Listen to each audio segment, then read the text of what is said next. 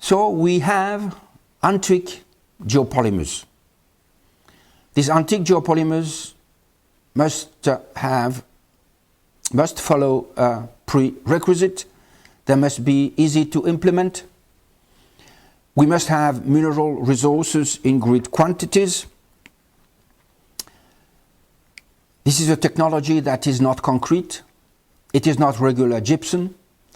There is no cement added to the system, and we are not using crushed stone. On the opposite, we are using the knowledge from geopolymer, from geosynthesis, from geochemistry, from mineralogy, from geology, and we are using naturally weathered stone instead of crushed stone.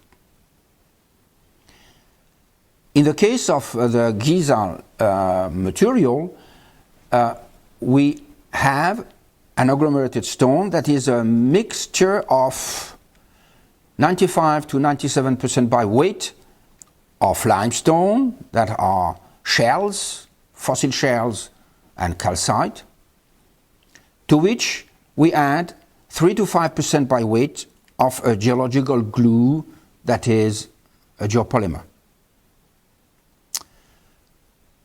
So this will explain why geologists see nothing. You'll see in the literature dealing with the contradiction of my theory, and you see in several papers written on the internet that it is very easy to look at a stone and to detect if it is a natural or an artificial one. Wrong. This is not the case for geopolymeric limestone, and it is not the case for the Egyptian limestone blocks that are making the pyramids. And I have to show that in fact each time that geologists or mineralogists are looking at this type of stone and claiming it will be very easy to detect that they are not made of the system that I am claiming, that is reagglomeration, they fall in the pitfall of the thin section optical analysis. What is the problem here? The problem is that we are dealing with a material that is an aggregation of fossil shells. You see here the shells that are constituting the pyramid blocks. We have 95% of shells, and in between a very tiny amount of the binder that is called micritic binder. So when you make a thin section, it is obvious that what you see are the natural elements, that is, the shells. 95% of what you have under your microscope lens is natural shells. And we are just discussing the 5% that are constituting the micritic binder, the geological glue. And if you don't look at the geological glue very precisely, you see nothing.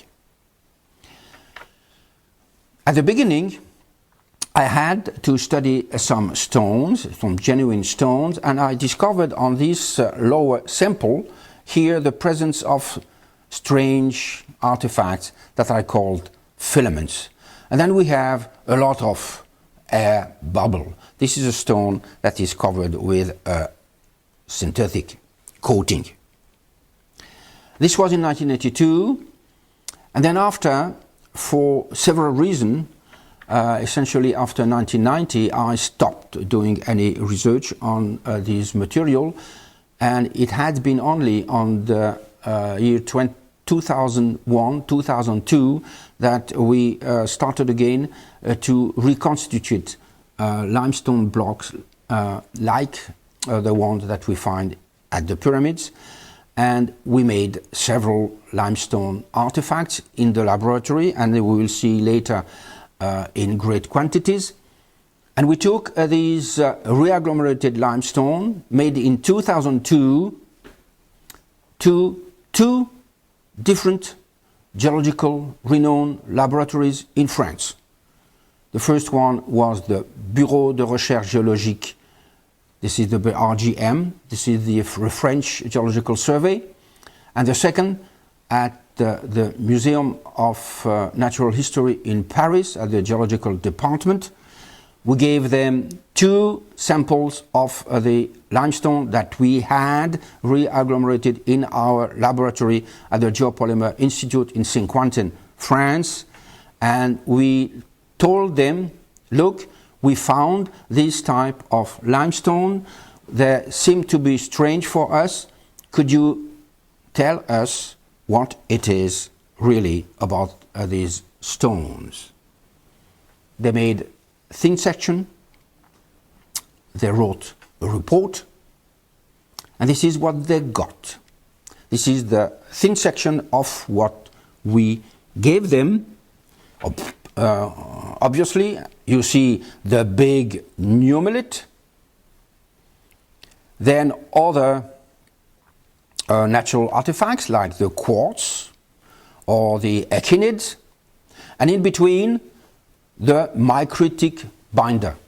The micritic binder is a binder that it makes of very small particles of calcite, and they claim that this was the thin section of a natural nummulitic limestone. This piece of artifact was made in our lab and had up to 10% by weight of modern geopolymer.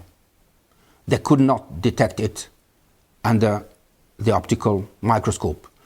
The binder that we used to re-agglomerate the stone had been claimed to be natural micritic binder.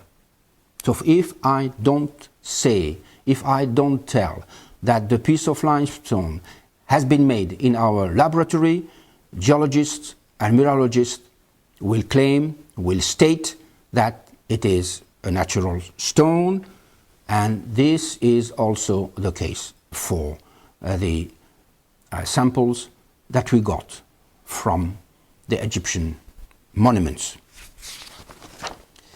So I asked my scientific colleagues to look at a way in order to try to determine the artificial nature of the micritic binder, of the geological glue.